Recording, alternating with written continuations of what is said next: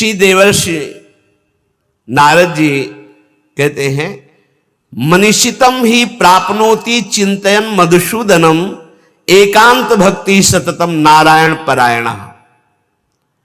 भगवान जब कृपा करते हैं तो अपनी एकांत भक्ति प्रदान करने के लिए अपने एकांतिक प्रेमियों का संग देते हैं।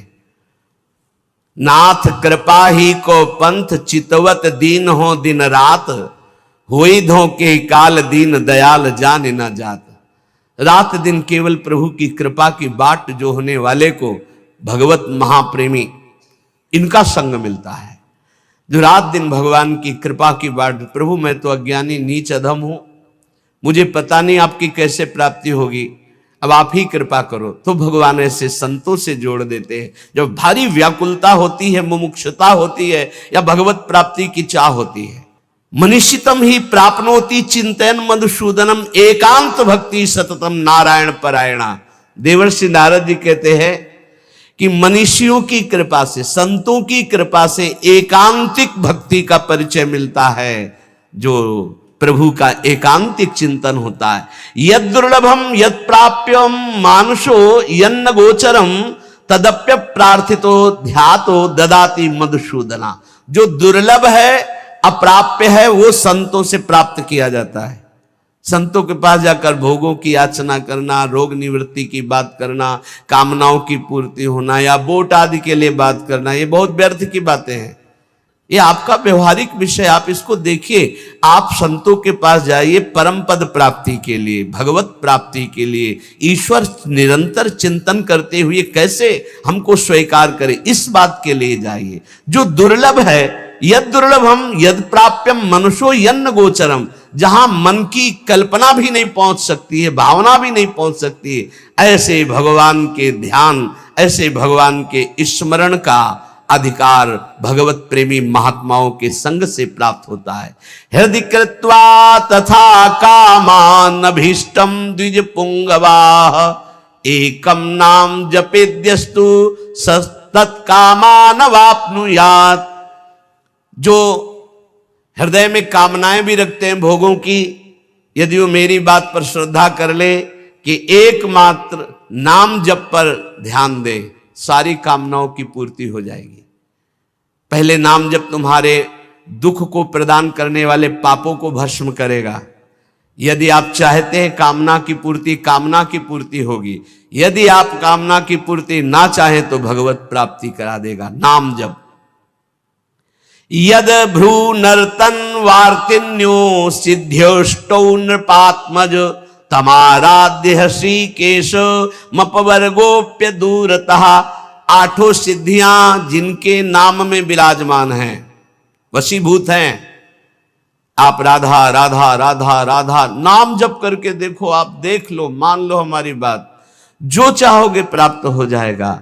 भ्रूभंग मात्र से जिनकी सृष्टि का सृजन, पालय और लय होता है, सृजन होता है, पालन होता है और लय होता है, ऐसे भगवान को अधीन करने की सामर्थ्य एकमात्र नाम में है। ऋषिकेश भगवान की आराधना, मोक्ष, प्रेम जो चाहोगे प्राप्त हो जाएगा। नाम जप करो। यश्च रामं न पश्येतु यम हि रामो न पश्यति, निंदिता सा भवेल लोके स्वात्माप्येनम विगर्हति। धिक्कार है उसके जीवन को जिसने भगवान की तरफ नहीं देखा। धिक्कार है उसके जीवन को जिसको भगवान ने कृपा करके नहीं देखा। मन क्रम वचन छाण चतुराई, तो भजत कृपा करी है रघुराई। अर्थात उसका जीवन व्यर्थ है जिसने नाम जप नहीं किया। सम्याग आराधितो विष्णु किम नयच्छति देहिनाम, ते धन्याः कृत पुण्यास्ते तेषां च सफलो भवः। यैर्भक्त्या हृद आराधितो विष्णु हरि सर्व सुख प्रदः। यदि भगवान श्री हरि की आराधना नहीं की तो ये देहधारी जीव तेरी दुर्दशा होगी।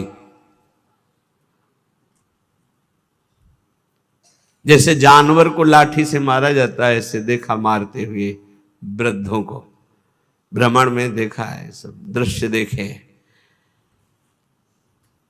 वही तुम्हारा कर्म तुम्हारे बच्चे की बुद्धि में बैठकर तुमको दंड दे रहा है। तुमने हरि का भजन नहीं किया ना, पूरा जीवन व्यर्थ किया ना, पापाचरण के उसी बेटे के लिए, उसी परिवार के लिए, वही तुम्हें कष्ट देगा। मान लो ये शास्त्र आज्ञा हो रही। जिसने भगवान श्री हरि की आराधना नहीं की, मंदोदरी छाती ऐसे रावण की पीट के कह रही, राम विमुख असहाल तुम्हारा, रहा न को कुल रोव निहारा। भगवान से विमुख होने पर तुम्हारा ऐसा हाल हो गया।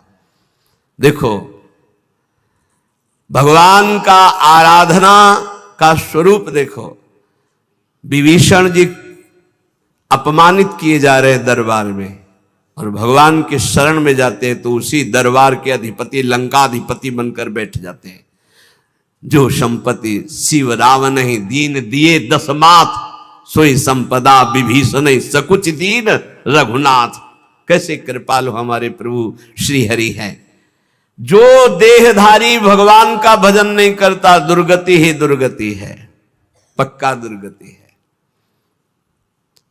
सर्वव्यापी श्री हरि की आराधना जिसने किया उसका जीवन धन्य हो गया। इसलिए मान लो जीवन का परम लाभ धन्य करना, जीवन का नाम जप करना है, चाहे जैसी परिस्थितियों में। क्या पैसा लगता है, राधा राधा राधा, इसमें कौन सी आपकी बहुत सी बड़ी मेहनत लगती है। राधा राधा राधा नाम जपने में क्या जाता है आपका, सब कुछ प्राप्त हो जाएगा। ध्यान रखना। कल एक 28-30 वर्ष की अवस्था ठाकुर जी को लिए हुए, स्वस्थ शरीर, आंखों से अश्रु प्रवाह, कह रहे थे ऐसी कृपा हमारे ऊपर क्यों हुई, मैंने तो कुछ ऐसा नहीं किया, बहुत ही गलत आचरण करने वाला, और आज ठाकुर जी को मैं जी नहीं सकता इनके बिना। ये क्या है, ये क्या संत वाणी का प्रभाव अंदर गया, जीवन के पूरे जीवन को परिवर्तन कर दिया, जीवन का जीवन परिवर्तन कर दिया। बहुत दुर्लभ ये बात है, यही सबसे बड़ा चमत्कार है। मन विषयी भोगों में लगा हुआ और हटकर प्रिया प्रीतम में लग जाए, सबसे बड़ा चमत्कार। रूप मारोग्य मर्थाश्च भोगाश्चैवानुसंगिकान् ददाति ध्यायतो नित्यम अपवर्ग प्रदो हरि। तुम्हें सुंदर रूप चाहिए, आराधना करो, नाम जप करो, बड़े सुंदर हो जाओगे। देखो सुंदरता किसे कहते हैं, हृदय के आकर्षण को सुंदरता कहते हैं। सबके हृदयों को आकर्षण कर ले उसे सुंदर कहते हैं। जैसे मान लो स्त्री स्वरूप सुंदर है तो पुरुष स्वरूप को आकर्षण कामी पुरुष को कर सकता है, सबके नहीं। या पुरुष स्वरूप बड़ा सुंदर है तो कामिनी के हृदय को आकर्षण कर सकता है। लेकिन भक्त का ऐसा स्वरूप जागृत होता है, स्त्री पुरुष वयोवृद्ध दुष्ट पुण्यात्मा पापात्मा महात्मा सब आकर्षित होते हैं। क्यों? क्योंकि उसके अंदर दैवी संपदा भागवतिक सद्गुण जागृत हो जाते हैं। इसे सुंदरता कहते हैं। हजारों लाखों लोग देखना चाहते हैं। क्या देखना चाहते हैं? सुंदरता। कौन सी सुंदरता? भागवतिक। वो पाउडर वाली सुंदरता नहीं, वो भाव बनाने वाली सुंदरता नहीं, वो भगवान नाम की सुंदरता, भगवत भाव की सुंदरता, भगवत भक्ति की सुंदरता। कह रहे रूप मारोग्य मर्थाश्रम। अगर रूप चाहिए तो हरि की आराधना करो, और आरोग्यता चाहिए तो हरि की आराधना करो। बोले आप कैसे नहीं आराधना कर रहे क्या? आरोग्यता तो हम रोगी नहीं है। रोगी मकान में तो रहते हैं लेकिन हम रोगी नहीं है। ना हम कभी रोगी थे, ना रोगी हैं, ना कभी रोगी रहेंगे। ना हम वियोगी हैं ना रोगी हैं। रोगी मकान में रह रहे हैं, ये मकान रोगी। तो सबके रोगी हैं, काम के रोगी, क्रोध के रोगी, लोभ के, ना जाने कितने विकारों के। यहां तो किडनी के रोगी हैं, न जाने कितने मिडनी के रोगी हैं। दिमाग खराब है विषयों में। यहां हम स्वस्थ हैं, स्वास्थ्य हैं। कोई ये मत समझना कि प्रेमानंद रोगी होता है। प्रेमानंद एक ही बात का रोगी होता है, प्रेम का, और किसी बात का रोगी नहीं होता। ये शरीर है, किसी का स्वस्थ नहीं है। जो शरीर में स्थित पुष्ट भी दिखाई दे रहे हैं वो स्वस्थ नहीं है। मृत्यु के भय से भयभीत, काम क्रोध लोभ रोग से ग्रसित है। स्वास्थ्य वही है जो परमात्मा में स्थित है, भगवत भाव में स्थित है। ऐसा आरोग्यता प्रभु देते हैं कि भवरोग ही नष्ट हो जाता है। तो और रोगों की क्या बात? भवरोग ही नष्ट हो गया तो और रोगों की बात क्या। अर्थाश्च, अर्थ माने होता संपत्ति, इतनी बड़ी संपत्ति मिली है कि ब्रह्मा के पास भी नहीं है। कुंज महल की टहल सुख, दंपति संपत्ति पाई है, जैसे रूप लाल हित प्रीति सो जो 84 गाई है। हमें संपत्ति मिल गई, दंपत्ति प्रिया प्रीतम। अब कोई बोले रूप मारोग्य मर्थास्य भोगास्य वानुसंगिकान, बोले अद्भुत भोग की प्राप्ति। कौन सा भोग? बोले प्रिया प्रीतम की रस केली के दर्शन का भोग। जैसे ही हरिवंश निकट दासी जन लोचन चसक रसासो गटकत, रसासो गटकत, लोचन चसक रसासो गटकत। ददाति ध्यायतो नित्यम अपवर्ग प्रदो हरि, जो हरि का ध्यान करने वाले हैं उनको रूप मिलता है, आरोग्यता मिलती है, संपत्ति मिलती है, भोग मिलता है। और ददाति, भगवान नित्य अपवर्ग अर्थात मोक्ष सुख, नित्य सुख उसे प्रदान कर देते हैं। आतिपातक युक्तोपि ध्यायेन निमिषमच्युतम भूयस्तपस्वी भवति पंक्ति पावन पावनः। यदि एक क्षण भी ऐसी स्थिति हो जाए कि शरीर का भाव भूल जाए और भगवदाकार वृत्ति, एक क्षण भी, तो इतना महान हो जाता है कि जन्म जन्मांतरों के सारे पाप नष्ट हो जाते हैं और वो पंक्ति के पंक्ति को निष्पाप कर सकता है। अगर एक क्षण भी अतिपातक युक्तोपि ध्यायेन निमिष मच्युत, एक निमिष भी, इतने देर के लिए यदि तन्मय हो गया प्रिया प्रीतम में, प्रभु में, एक निमिष भर के लिए शरीर को भूल गया, उसमें इतनी सामर्थ्य। तभी तो एक बार गुरुदेव भगवान ने कहा था, रसिक जन जो 5 मिनट में भजन कर लेते हैं, साधक 24 घंटे उतना भजन नहीं कर सकता 5 मिनट में। वो यही जो यहां लिखा है, एक निमिष में। भूयस तपस्वी भवत, उससे बड़ा कोई तपस्वी भूमंडल पे नहीं, जो एक पल के लिए भगवान में डूब गया। डूबना, हम तो कहते डूबते क्या है, तो उठा के फेंक दिया जाता है प्रेम समुद्र में। ऐसी कृपालुता यहां की सखियों की है। जिसके कान में भगवान का नाम नहीं पड़ा, कीर्तन नहीं पड़ा, कथा नहीं पड़ी, तो बोले स्वीडवराहोष्ट खरई संस्तुतः पुरुषः पशु नयत कर्ण पथो पेतो जातु नाम गदाग्रजः। जिसके कानों में भगवान नाम नहीं पड़ा, भगवत चर्चा नहीं पड़ी, तो बोले वो नर पशु है, नर पशु, मनुष्य रूप में पशु है। वो कुत्ता है, वो विष्ठाभोजी सुअर है, वो ऊंट है, वो गधा है, ऐसा वर्णन करें। स्विट वराहोष्ट खरई है, स्विट वराहो खरई गधा, सवाल कुत्ता, ऊंट। क्यों? क्योंकि भगवान से विमुख है, तो बोझा ढो रहा है संसार का केवल गधे की तरह, कुत्ते की तरह। जैसे कुत्ता इस भोग से उस दरवाजे में खाने, ऐसे भोगों में भटक रहा है केवल। जैसे ऊंट है ना, कांटे की वस्तुएं खाने में बहुत अच्छा लगता है, ऐसे गंदे विषयों को भोगने में केवल अच्छा समझता है। जिसके कानों में भगवत चर्चा नहीं गई, जिसने अपनी जबान से भगवान नाम कीर्तन नहीं किया, वो पशु से भी गया गुजरा है। मनुष्य के कान बने हुए भगवत चर्चा सुनने के लिए, जबान मिली हुई है भगवत प्राप्ति के लिए। खूब नाम जप करे, नाम कीर्तन करे। कृपन देई पाई परो बिनु साधे सिद्धि होई, सीतापति सन्मुख समुझ जो की जय शुभ सोई। इसलिए मेरी बात मानो, पाए पर जाओ भगवान के, अर्थात भगवान की शरण में हो जाओ, सारी सिद्धियां अपने आप आ जाती है शरणागत के हृदय में। ये बात मान लो, मान लो, तुम्हारे किए नहीं होगा, प्रभु की शरण में हो जाओ। राम ही डरु करु राम सु ममता प्रीति प्रतीति, तो तुलसी निरुपदि राम को भय हारे हूं जीती।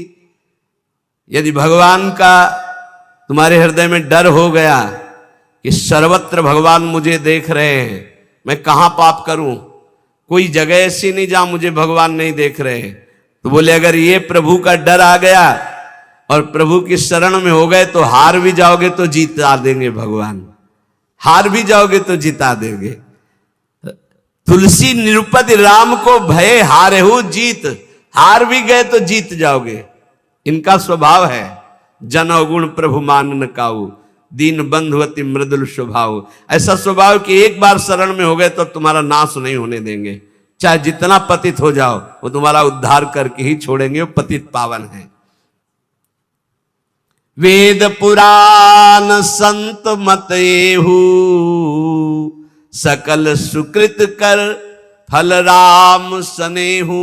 समस्त साधना का फल है प्रभु के नाम में प्रेम हो जाए, प्रभु के चरणों में प्रेम हो जाए। इसलिए विनिश्चितम बदामि तेनान्यथा वचांसि में हरिम नरा भजन्ति एति दुस्तरम तरन्ति ते। मैं तुम्हें सब शास्त्रों का निश्चित सिद्धांत बता रहा हूं, मेरी बात झूठ मत मानना। जो हरि का भजन करते हैं वो समस्त दुखों से, भव सागर से पार हो जाते हैं। और हरि का भजन उसी के हृदय में होता है जो हरिजनों से प्रीति करता है, हरि भक्तों से प्रीति करता है। भगवान ने भी श्री अर्जुन जी को जब बताया कि द्रव्य यज्ञ, स्वाध्याय यज्ञ, ब्रह्म यज्ञ, भगवद अर्पण यज्ञ, ये सब यज्ञ हैं। इन श्रेयान द्रव्य मयाद्यज्ञास ज्ञान यज्ञ परंतप सर्वम कर्माखिलम पार्थ ज्ञाने परिसमाप्तये। अर्जुन, जितनी भी मैंने यज्ञ वर्णन की, द्रव्यमय यज्ञों से ज्ञान यज्ञ श्रेष्ठ है, क्योंकि ज्ञान यज्ञ में सब कर्म भस्म हो जाते हैं और जीव जीवन मुक्त हो जाता है। ज्ञान यज्ञ में एक होता है कृपा से ज्ञान की प्राप्ति होना, एक होता है साधन से ज्ञान की प्राप्ति होना। जब साधन से ज्ञान की प्राप्ति को होता है तो साधन चतुष्टय अगर नहीं है तो वो अज्ञानी है, चाहे जितना ज्ञान वर्णन कर रहा हो। पहला साधन चतुष्टय है विवेक, दूसरा है वैराग्य, और तीसरे में 6 साधन है, इसे षट संपत्ति कहते हैं। सम दम श्रद्धा उपरति तितिक्षा और समाधान, और चौथा है मुमुक्षुता। ये 4 बातें होने पर ही वो ज्ञान मार्ग का अधिकारी हो सकता है। विवेक, विवेक कहते हैं जिसके अंदर सत असत का ज्ञान हो। सत्य क्या है और असत क्या है। तो वेद कहता है ब्रह्म सत्यम जगन मिथ्या, पूरा संसार झूठा है।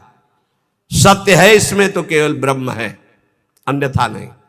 जैसे भगवान शंकर कह रहे उमा कहूं मैं अनुभव अपना, सत हरिभजन और जगत सब सपना। सपने की तरह मिथ्या, जैसे स्वप्न में कुछ भी सत्य नहीं होता, ये जगने पर पता चलता है, ऐसे ही संसार में भगवान के सिवा कुछ सत्य नहीं है। ये तब पता चलेगा जब तुम्हारे अंदर ज्ञान प्राप्त हो जाएगा, ज्ञान जागृत होगा। पहला है विवेक, सत असत का ज्ञान हो जाना, इसे विवेक कहते हैं। दूसरा है वैराग्य। वैराग्य का तात्पर्य है लोक परलोक के समस्त भोगों से भोगने की इच्छा का त्याग, भोग में सुख बुद्धि का त्याग, समीप भोग होने पर भोगने की न इच्छा होना, इसे वैराग्य कहते हैं। अब षट संपत्ति का वर्णन, बोले षट संपत्ति में सम, मन को इंद्रियों के विषयों से हटाकर अपने लक्ष्य में लगाना, उसे सम कहते हैं। और इंद्रियों को विषयों से हटा करके लक्ष्य पर स्थित कर देना, उसे दम कहते हैं। इंद्रिय और मन पर विजय प्राप्त करने को समदम कहते हैं। सम और दम। फिर श्रद्धा, शास्त्र और गुरु के वचनों में बिल्कुल ज्यों का त्यों विश्वास हो जाना, उसे श्रद्धा कहते हैं। फिर उपरति, उपरति कहते हैं जैसे हमारे अंदर भोगने की इच्छा है पर मैं भोगूंगा नहीं क्योंकि भगवत प्राप्ति करनी, इसे कहते हैं त्याग। भोग सामग्री है पर भोगने की इच्छा ही नहीं, इसे कहते हैं वैराग्य। पर कोई भोग सामग्री है ऐसा बोध ही न रह जाना, इसे उपरति कहते हैं। ज्ञान प्राप्ति के लिए त्याग वैराग्य से बढ़कर उपरति की आवश्यकता है। उपरति, वृत्तियों का किंचन मात्र भी कोई भोग है ऐसा ज्ञान न रह जाना, उपरति कहते हैं। भोग है ऐसा ज्ञान ही न रह जाना। और तितिक्षा, सर्दी गर्मी, मान अपमान, निंदा स्तुति, इन सब को समान भाव से सह जाना तितिक्षा कहते हैं। और समाधान, चित्त का शंका रहित होकर परमात्मा तत्व में स्थित हो जाने का नाम समाधान है। चित्त का समाधान हो जाना, अब कोई प्रश्न नहीं, कोई शंका नहीं। और चौथा है मुमुक्षुता, अब मैं मुक्त होना चाहता हूं, मुझे अब संसार से मुक्त होना। ये चार हो और फिर उसे किसी महापुरुष का संग मिले तो भगवान कह रहे तद्विद्धि प्रणिपातेन परिप्रश्नेन सेवया उपदेक्षन्ति ते ज्ञानम ज्ञानिनस्तत्वदर्शिनः। अब उस उपासक को जो मुमुक्षु है, जो संसार से मुक्त हो जाना चाहता है, उस संत के पास जाए। भगवान की कृपा से संतों का परिचय मिल जाता है। जब किसी महापुरुष के समीप जाए तो पहली बात ये समझ ले कि तुम्हारी श्रद्धा से ही कल्याण होने वाला है। उनके समीप तुम्हारी जितनी जोर की श्रद्धा उन पर होगी उतना ही आपके ऊपर प्रभाव पड़ेगा। श्रद्धा की कमी होने के कारण संत के पास जाने पर भी महापुरुष जो उसे उपदेश दे रहे हैं वो अपना कल्याण नहीं कर पाएगा। अगर श्रद्धा जोर की है तो कल्याण हो जाएगा, मतलब आपकी श्रद्धा पर टिका हुआ है आपका कल्याण। वो संत महापुरुषों की वाणी तभी प्रभाव डालेगी जब आपके ऊपर प्रथम हृदय श्रद्धा जो करे, आचार्य जन जाय अनुसरे जहां जहां हरिवंश के। श्रद्धावान लभते ज्ञानम। अगर श्रद्धा में कमी है तो देखो दुर्योधन को भगवान समझा रहे हैं, लेकिन क्या समझ आई? क्या श्रद्धा में कमी इसलिए नहीं, भगवान समझा रहे तो नहीं समझ में आई, नहीं कल्याण हुआ उसका। वो भगवान से कह रहा आप 5 गांव की बात कर रहे हो, मैं सुई की नोक भर नहीं दूंगा बिना युद्ध के। और भगवान बात कर रहे हैं, भगवान से कह रहा कि आप जानते हो कि आप यही धर्म को जानते हो, मैं धर्म को नहीं जानता। मैं जानता हूं, मैं जानता हूं, जानामि धर्मम नच में प्रवृत्ति, मेरी प्रवृत्ति नहीं है, मैं जानता हूं धर्म को। भगवान की एक बात भी नहीं मानी। ऐसे ही कह रहे ज्ञानी महापुरुष के समीप तुम्हारी श्रद्धा जितनी अधिक होगी उतना लाभ होगा। इसलिए सबसे पहले कह रहे तद्विद्धि प्रणिपातेन, वो तत्वदर्शी तत्व ज्ञान प्राप्त महापुरुषों के पास जाकर के उनको पहले साष्टांग दंडवत करो। प्रणिपातेन, साष्टांग का तात्पर्य होता है मैं आपकी आज्ञा के अनुसार चलूंगा, मैं आपका शरणागत हूं। पूरा ऐसे हाथ उठा के, जब हम साष्टांग जब करते हैं तो ऐसे करते हैं, हाथ उठाते हैं, फिर हाथ जोड़ते हैं, फिर लेट जाते हैं, उसे साष्टांग दंडवत करते हैं। प्रणिपातेन, ज्ञान की प्राप्ति के लिए संत स्वरूप सदगुरु के पास जाकर उन्हें साष्टांग दंडवत प्रणाम करे, अर्थात नीचवत सेवेत सदगुरुम। सदगुरु का सेवन अपने को सबसे नीच समझकर किया जाता है। अपने शरीर से गुरु का कभी निरादर तिरस्कार ना होने पाए, इसलिए जब गुरुदेव सामने हो तो नम्र हाथ जोड़कर सरलता पूर्वक उनके सामने पेश हो। जिज्ञासु मुमुक्षु उपासक को चाहिए कि उन गुरुदेव भगवान को सेवा के द्वारा प्रसन्न कर ले। अपने आप को उनकी आज्ञा के अधीन करना ही उनकी प्रसन्नता है। इसीलिए भगवान कह रहे सेवया, पहले प्रणिपातेन फिर सेवया। वैसे सेवा शब्द से तत्काल बुद्धि सबकी आती है कि वस्तु पदार्थ हाथ पैर दबाना ये सब गुरु सेवा के अंतर्गत। इसका मतलब गुरु सेवा केवल यही नहीं है, सेवा का एक बाहरी अंग है। गुरुदेव को अपना शरीर प्रिय नहीं जितना उनके वचन प्रिय, सिद्धांत प्रिय है। जो उनके शरीर की सेवा करे और सिद्धांत की अवहेलना करे तो कभी सेवा नहीं मानी जाएगी। और यदि शरीर सेवा ना मिले और केवल उनके हम सिद्धांत का पालन कर रहे हैं तो गुरु प्रसन्न हो जाएंगे, गुरु की सेवा बन गई। संत महापुरुषों की सबसे बड़ी सेवा है उनकी आज्ञा के अनुसार अपना जीवन बना लेना। सुन लीजिए, भगवान की बात है। संत महापुरुषों की सबसे बड़ी सेवा, गुरुजनों की सबसे बड़ी सेवा उनकी आज्ञा का पालन करना। फिर कह रहे परिप्रश्नेन। परिप्रश्नेन, सरलता पूर्वक अभिमान रहित होकर केवल भगवत संबंधी प्रश्न करने चाहिए संत और गुरुजनों से। केवल परमात्म तत्व संबंधी प्रश्न करने चाहिए। जिज्ञासु भाव से सरलता पूर्वक नम्रता पूर्वक प्रश्न करना चाहिए। अपनी विद्वता दिखाने के लिए या गुरुदेव की विद्वता देखने के लिए प्रश्न नहीं करना चाहिए, इससे अपराध लगता है। तद्व ज्ञानार्थ सा गुरु मेवा भी गच्छेत समित पाणी श्रोत्रियम ब्रह्मनिष्ठम। हम ज्ञान प्राप्ति के लिए सदगुरुदेव के समीप जाते हैं, संत के समीप जाते हैं, विनय पूर्वक पत्र पुष्प कुछ हाथ में भेंट लेकर समिधा उनके चरणों में अर्पित करके। कैसे? श्रोत्रियम ब्रह्मनिष्ठम, ये दोनों होने चाहिए, तभी गुरु बनाना चाहिए। कई लोगों ने एकांतिक में प्रश्न किया कि गुरु कैसे होने चाहिए, तो इसमें भगवान बता रहे श्रोत्रियम ब्रह्मनिष्ठम। श्रोत्रियम संपूर्ण शास्त्रों का ज्ञान, ब्रह्मनिष्ठम परा तत्व, ब्रह्म तत्व में स्थिति प्राप्त।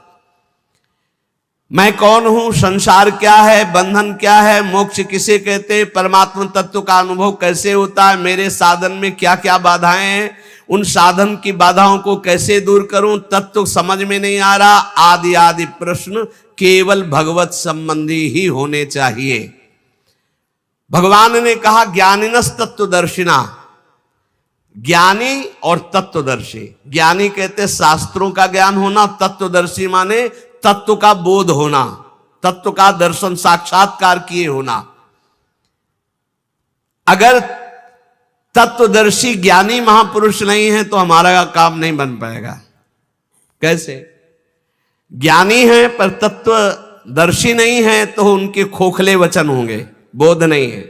अब तत्वदर्शी है, श्रोत्री नहीं है तो अनुभव की बात शब्दों में कैसे बता पाएंगे? शास्त्रों का ज्ञानी नहीं, शास्त्रों के शब्दों की बात बोलने का तरीका ही नहीं पता है तो अपनी बातों नहीं कह पाएंगे। इसीलिए प्रबुद्ध जी ने भी नवयोगेश्वरों में 11 स्कंद में कहा सदगुरु कैसे होने चाहिए, बोले वेदों के पारगामी विद्वान और परब्रह्म तत्व के अनुभव।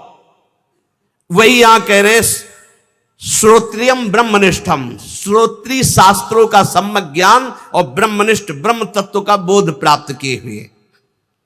3 प्रकार के अधिकारी होते हैं, एक होते उत्तम, एक होते मध्यम, एक होते कनिष्ठ।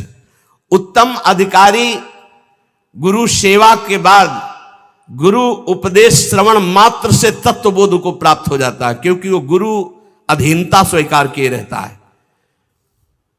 जो उत्तम शिष्य होता है, उत्तम अधिकारी होता है, वो गुरु अधीनता पर होता है। जैसा बोलो, जैसा बोलो, आपकी आज्ञा के अनुसार। उसे ज्यादा साधन नहीं करना पड़ता, श्रवण मात्र से उसको बोध होने लगता है। मध्यम अधिकारी जो साधन पक्ष पर जोर रखता है, पर गुरु आज्ञा से करेगा, वो कृपा पक्ष पर उसका परिचय ज्यादा नहीं, उसका साधन पक्ष पर परिचय अधिक। वो मध्यम अधिकारी है, श्रवण करेगा, मनन करेगा, निधिध्यासन करेगा, साधन करेगा, रहेगा गुरु के अधीन ही, पर उसकी प्रधानता साधन पे होगी, वो मध्यम है। और कनिष्ठ अधिकारी बार बार समझाने पर, बार बार साधन पर लगाने पर भी वो प्रश्न करता रहता है, शंका होती रहती है, पर वो भी एक दिन बहुत काल तक संग करने के बाद वो तत्वबोध को प्राप्त हो जाएगा। पर उत्तम वो है जो गुरु की अधीनता प्राप्त के साधन पक्ष पर दृष्टि नहीं, कृपा पर दृष्टि, वो सुनने मात्र से ब्रह्मबोध हो जाएगा। दूसरा मध्यम सुनता है, साधन भी करता है, पर उसका साधन पक्ष पर हट होता है, साधन पक्ष पर जोरदार हट होता है, काफी समय लगता है, पर उससे ब्रह्मबोध हो जाता है। तीसरा होता है खूब समझाओ, खूब साधन पे लगाओ, पर उसकी शंका निवृत्ति नहीं होती, ये प्रश्न, वो बहुत काल तक फिर जाकर वो संशय, जब बहुकाल करी सत्संगा तबे हो सब संशय भंगा, पर उसको भी ब्रह्मबोध हो जाएगा, पर समय लगेगा। अतः तत्वदर्शी गुरु की अधीनता भगवत प्राप्ति के लिए अत्यंत आवश्यक है। शिष्य की हर शंका का समाधान गुरु पर विशेष श्रद्धा होने पर हो सकती है। गुरु शास्त्रों के ज्ञाता और तत्वबोध संपन्न है, तो उनकी बातों में बहुत ठोस पावर होगा, वो जो बोलेंगे परिवर्तन होके रहेगा। इसलिए भगवान आदेश करते हैं ज्ञानिनस तत्वदर्शिना, ज्ञानी हो तत्वदर्शी हो। ज्ञानी तो लाखों मिल जाएंगे लेकिन तत्वदर्शी होना बहुत कठिन है। जो बोध संपन्न है और तत्वदर्शी वही परम कल्याण कर सकता है। उपदेक्षन्ति ते ज्ञानम, ऐसे महापुरुषों के सामने साष्टांग दंडवत करके उनकी सेवा शुश्रूषा करके सरलता पूर्वक प्रश्न करने पर वे तुझे उपदेश करेंगे तत्व ज्ञान का। अगर भगवत प्राप्ति की भूख जग जाए तो सरलता पूर्वक भगवत प्राप्ति हो जाए, पर भूख नहीं जग रही भगवत प्राप्ति की, भोगों की भूख है। सुन सुना के भगवान के मार्ग में चल रहे हैं।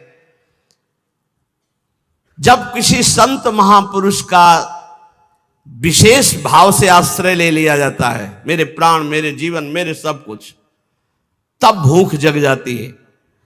पक्का संत संग का फल होगा कि हर क्षण आपके हृदय से निकलने लगेगा मुझे भोग नहीं चाहिए, मुझे संसार नहीं चाहिए, मुझे भगवत प्राप्ति करनी, मुझे संयम से रहना है, मुझे भोगों का चिंतन भी नहीं करना है। ये अपने आप आने लगेगा, उनके संग का प्रभाव अपने आप आने लगेगा। उपदेक्षन्ति, जब कोई संत उपदेश कर रहे हो तो चुप सुनो, ज्यादा बोलने की जरूरत नहीं, बीच बीच में ऐसे नहीं, उनकी पूरी बात हो जाने दो, पूरा मनन करो, फिर उसमें अगर कोई शंका है तो फिर हाथ जोड़कर निवेदन करो। ऐसे लोग कभी कभी बात करते हैं जैसे कर्जा लेने वाले से बात नहीं करते, ऐसे संतों से ऐसे बात की जाती है। ऐसा क्यों, फिर ऐसा क्यों? नम्रता, सरलता। अगर विनम्रता नहीं तो प्रश्न का उत्तर ही तुम समझ नहीं पाओगे। संतों से कैसे प्रश्न करें? भगवान कह रहे प्रणाम करके, सेवा शुश्रूषा करके, विनम्रता पूर्वक, और जो वो बोले उसे हृदय में मनन करो। ये केवल मनोरंजन का विषय नहीं कि आए एकांतिक प्रश्न किए सुना। कुछ लोग तो आते हैं वीडियो बनवाने, पता चलता है कि आप वीडियो बनवाने आए हो या तत्व ज्ञान प्राप्त करने आए हो या भक्ति प्राप्त करने आए हो। एकांतिक का मतलब केवल भगवत प्राप्ति, केवल भगवत प्राप्ति। अगर भगवत प्राप्ति जनित प्रश्न नहीं है तो फिर उसका कोई लाभ नहीं। संतों के पास जाओ, उपदेक्षन्ति, वो जब उपदेश कर रहे हैं तो उसका बोध प्राप्त करो, भगवत मार्ग में चलो। यज्ञात्वा न पुनर्मोहो मेवं यास्यसि पांडव, येन भूतान्य शेषेण द्रक्ष्यस्यात्मन्यथो मयि। अपने वैभव, पद, इनका परिचय देने संतों के पास नहीं जाया जाता। आप बात समझो, इनका परिचय न, परम पद का परिचय लेने जाया जाता है संतों के पास। यही अब दुर्भाग्य हो रहा है। तो हमें लगता है कि संसार की पद प्रतिष्ठा तो बहुत ही है, अगर संतों के पास जाए तो परम पद प्राप्ति की जनित प्रश्न करे, वैसी भावना से जाए तो लाभ मिले, नहीं तो काहे को समय बर्बाद करोगे, अपना भी और संतों का। कुछ लाभ नहीं मिलने वाला। संतों के पास तभी लाभ मिलेगा जब अनंत भगवान से संबंध रखकर जाओगे, नहीं तो नहीं मिलेगा, अपराध बन जाएगा। संतों का संग भगवत प्राप्ति के लिए, संतों के यहाँ प्रश्न भगवत तत्व के ज्ञान के लिए, ये सांसारिक विजय के लिए मत मांगो। सांसारिक विजय के लिए आपका आचरण है, आपका आचरण।